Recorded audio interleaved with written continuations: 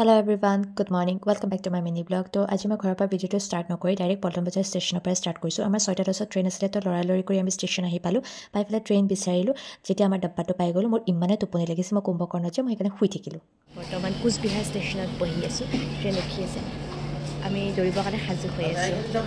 11:30 উঠি মই ষ্টেচনত একবাৰ আপোনালোকক দেখাই দিলোঁ ন। তাৰপিছত মই আকৌ শুইছোঁ, শুই পেলাই মই আকৌ 4:30 উঠিছোঁ। তাকো কিয় মোৰ ভোক লাগিছিল খাবৰ কাৰণে, আৰু আমাৰ মায়ে কোনটো ষ্টেচন পাইছিল তাকে চাই আছিলে জুমি জুমি।